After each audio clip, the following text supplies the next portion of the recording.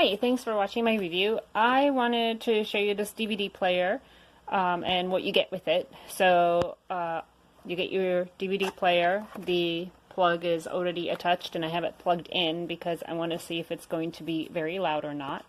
You get a remote control that has some nice options on it like zoom and subtitle, which is a nice feature. And then you will also get your HDMI to HDMI cable. So what you would do is on the back of the unit you would plug in your HDMI output and then the other end would go to your monitor.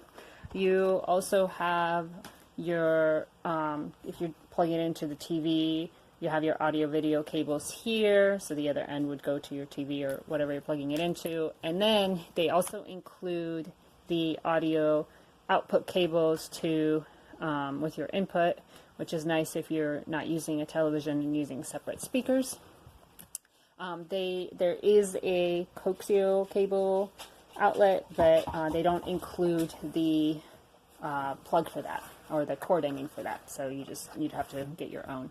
So I don't have it hooked up to a monitor right now because I have an older monitor that I have to convert from HDMI to something else, and I thought I had the right cable, but you know, some of these cables are input only, output only, so I have to dig around in my bin of old cables. But I mainly wanted to see how loud it is. Some reviewers had mentioned it's really loud, so I'm going to go ahead and open it, and that was not loud at all.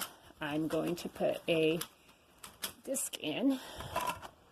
Put a disc in, we'll go ahead and close. And I can hear it spinning. I can hear it humming and doing its thing, but it's nowhere near as loud as my old laptop that I've been using to play my DVDs on. So definitely very quiet. I just don't hear hardly anything other than the little spinning.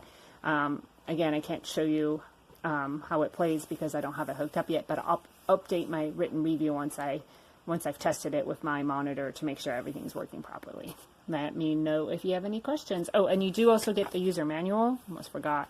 You get the user manual, which has useful information, and they also include like a whole bunch of, they call it Q&A, and they're talking about having issues with their TV, and I haven't run across any of these yet because I'm using a monitor and I'm trying to do something different. I knew I would run into trouble because of what I was using it for, but if you have trouble, you might want to try this. Also, you do have a USB input here, so apparently you can put like a stick or something on there. However, it says that it only supports certain kind of files if you're going to be using a USB flash drive. So it was one of the questions on here. I know I'll probably be utilizing that, so that got my attention. So just make sure you read the specs to make sure that what you're trying to use it for is going to work. So that's it. Let me know if questions. And let's see. Do I have batteries in this? Yes, I do. Okay. So let's there we go. Didn't even have to hit play or anything. Movie starts right up. Has really good visuals. So yeah, I'm real happy with this. Let me end this by saying it was a great deal, and I'd buy another one. There you go.